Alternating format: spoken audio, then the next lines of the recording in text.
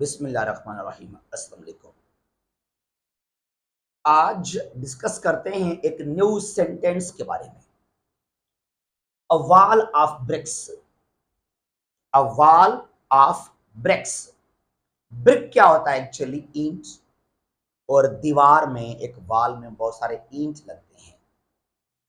A wall of bricks. BRICS expansion या BRICS enlargement बहुत ही बड़ा इंपॉर्टेंट टॉपिक है करंट अफेयर्स के हवाले से, आईआर के हवाले से, एशिया के हवाले से। इसको लाजमी आप समझिएगा। एक ऑर्गेनाइजेशन है, एक ग्रुप है कंट्रीज का, BRICS. B for Brazil, R for Russia, Brazil Russia, I for India, C for China, S South Africa. Brazil South America से है, Russia Europe also in Asia, और इंडिया यहां साउथ एशिया में, China East Asia में, South Africa southern part of Africa continent. तो ये economic development के लिए जो है एक एसोसिएशन है, एक फोरम है। और ये ब्रिक्स कितना स्ट्रांग होने जा रहा है G7 कंट्रीज के लिए, पर्टिकुलरली जो यूएसए, जो अमेरिकन दुनिया में इन्फ्लुएंस है, डोमिनेशन है, उसके लिए भी खतरा है ये ब्रिक्स। अच्छा, पहले समझते हैं कुछ जल्दी में कि ब्रिक्स कब बना और कैसे बना। एक्चुअली इसका जो फॉर्मेशन हुआ ब्रिक्स का कुछ यूं हुआ। जिम ओनेल, जिम ओनेल एक ब्रिटिश इकोनॉमिस्ट और राइटर है। ये इसने ये शब्द, ये वर्ड क्वाइन किया। He is non, gym O'Neill is known for coining the word brick, BRIC, brick आपने वर्ड क्वाइन किया 2001 में। ब्राजील, रशिया, इंडिया और चाइना। और आपने ये कहा कि 50 इयर्स में, यानी कि 2050 में, 2050 में, ये जो चार कंट्रीज हैं, ब्राजील, रशिया, इंडिया और चाइना, ये मुआशी लिहाज से, in terms of economic development, they will rule over the world. सबसे पावरफुल कंट्रीज हो जाएंगे in terms of economic development. तो ब्रिक आपने वर्ड कॉइन किया, BRIC, 2001 की बात है ये। फिर यहां पर क्या हुआ? FMs, फॉरेन मिनिस्टर्स मीटिंग हुआ 2006 में on the sidelines of United Nations general assembly. और फिर वहां जो हैं, जो वजीर खारजा थे ब्राजील का, रशिया, इंडिया और चाइना, उन्होंने डिस्कस किया कि हमें एक फोरम चाहिए ब्रिक के नाम से, और इसको बनाया गया। और इसका पहला जो समिट हुआ वो हुआ 2009 में। द फर्स्ट समिट और the first conference of brick was held, अभी तक ये ब्रिक है, ब्रिक वाज हेल्ड इन 2009। और 2010 में यहां पर आ गया साउथ अफ्रीका। तो 2010 में, 2010 में साउथ अफ्रीका भी इसका हिस्सा बन गया। तो जो पहले ब्रिक था अब वो बन गया ब्रिक्स। जिम ओनेल ने ब्रिक्स नहीं कहा था, साउथ अफ्रीका के बारे में कुछ उसने नहीं कहा था। ब्राजील, रशिया, इंडिया और चाइना, तो ब्रिक को फिर ये ब्रिक्स किया गया। पहले एक ईंट था, फिर बहुत सारे ईंट हो गए। तो ये ब्रिक्स जो है यहां पर एस आ गया, यानी कि साउथ अफ्रीका ने ज्वाइन किया। 2010 की बात है ये। और इसका हेडक्वार्टर कहां लोकेटेड है? शंघाई, चाइना के अंदर। ब्रिक्स को आजकल काफी कंपेयर भी करते हैं विथ G7 कंट्रीज। G7 में कौन से कंट्रीज हैं? दो हैं from North America, USA and Canada.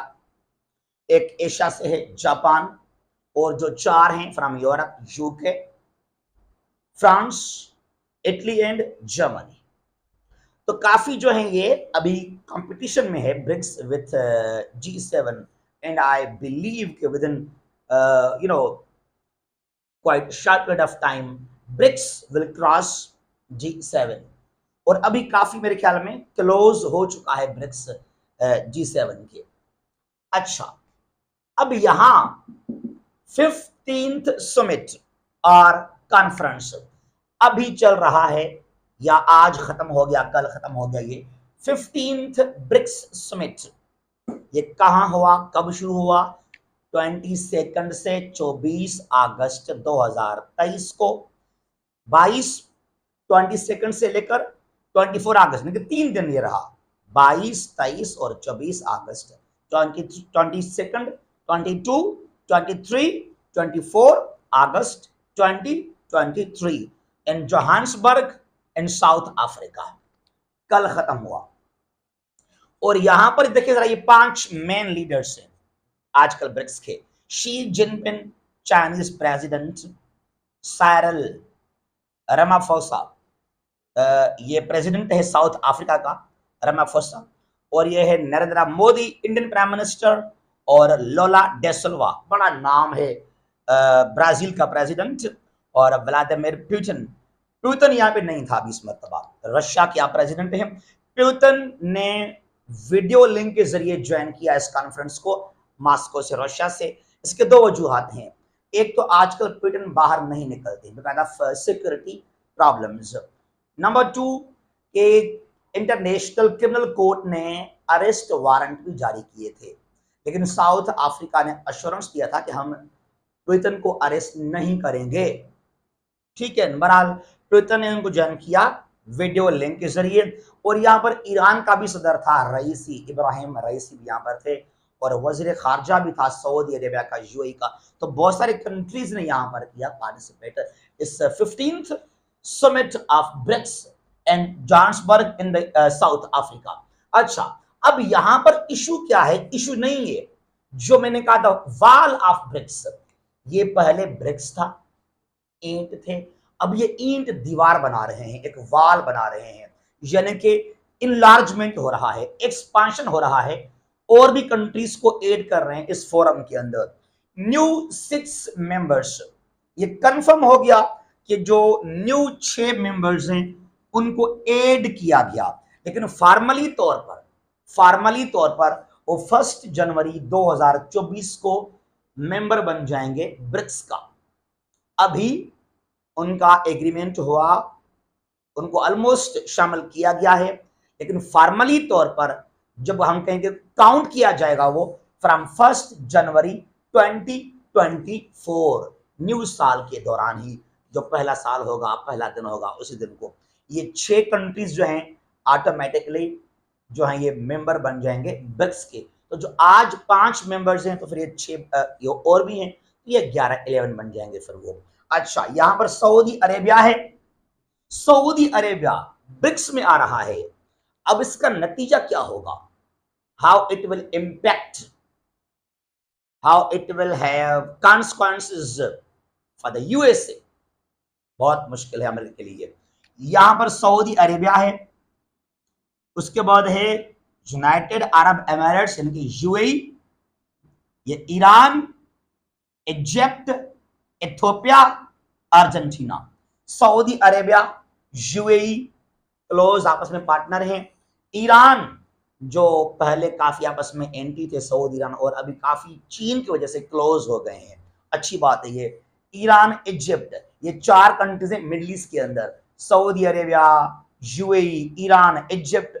Actually Egypt Africa में है, लेकिन इसको भी मिडिल ईस्ट का हिस्सा माना जाता है। इथियोपिया भी है अफ्रीका के अंदर, और अर्जेंटीना फ्रॉम साउथ अमेरिका। एक दौर था ये बड़ा एंटी ब्राजील था, अब दोनों क्लोज हो गए, ब्राजील और अर्जेंटीना। तो ये 6 कंट्रीज जो हैं ये 1 जनवरी 2024 को जो हैं फॉर्मली तौर पर ब्रिक्स के मेंबर्स बन जाएंगे। अब आ जाते हैं इनका सिग्निफिकेंस क्या है ब्रिक्स के लिए, क्या अहमियत है इन कंट्रीज का for BRICS, why the enlargement, why the expansion of BRICS is so important, so vital. एक तो ये जो कंट्रीज हैं सऊदी अरेबिया, यूएई, ईरान, ये ऑयल रिच कंट्रीज हैं, गल्फ कंट्रीज हैं, ये मिडिल ईस्ट के अंदर। सऊदी अरेबिया, यूएई, ये गल्फ स्टेट्स हैं, फिर यहाँ पे ईरान भी है। तो ये बिल्कुल रिच हैं in terms of minerals, oil, petrol वहां बहुत ज्यादा है। ये भी काफी फायदा होगा किसके लिए? ब्रिक्स के लिए, कि ऑयल रिच कंट्रीज जो हैं वो मेंबर बने हैं ब्रिक्स के। उसके बाद यहाँ पर क्या है, अगर हम बात करें about diplomacy, about American influence, पहले अमेरिका यूज करता था सऊदी अरेबिया को, यहाँ पर मिडिल ईस्ट के अंदर सऊदी को यूज करना, आप मारो यमन को, ईरान आपका दुश्मन है, तो जो अमेरिका का, जो यूएसए का इन्फ्लुएंस था मिडिल ईस्ट के अंदर, सऊदी अरेबिया, यूएई, मिस्र, इजिप्ट के अंदर 2013 में अमेरिका ने खुद टॉपल करवाया था मोहम्मद मुर्सी को, और वहां लेकर आए अब्दुल फतेह सिसी जो था उनका उस वक्त आर्मी चीफ। तो बहरहाल वो अमेरिका जिसके कहने पर मिस्र के अंदर गवर्नमेंट्स चेंज हो जाते थे, अब वो मिस्र, वो सऊदी अरेबिया जो ट्रंप ने कहा था without our support the kingdoms in Saudi Arabia can not survive longer than 14 days, हमारे सपोर्ट के बगैर जो सऊदी में जो किंगडम मोनार्की है वो 14 दिन भी कंटिन्यू नहीं हो पाएगी, ये ट्रंप ने कहा था ऐसा। बहरहाल जो अमेरिकन इन्फ्लुएंस था, अमेरिका ने यूज किया सऊदी को, यूएई को, वो तबाह किया शाम को, सऊदी को सपोर्ट किया, अब मारो यमन को, सऊदी को जो है एंटी ईरान बना लिया, only to make greater Israel. मुसलमान आपस में लड़े और यहाँ पर जो इसराइल है बहुत ही बड़ा, वो बन जाए ताकतवर।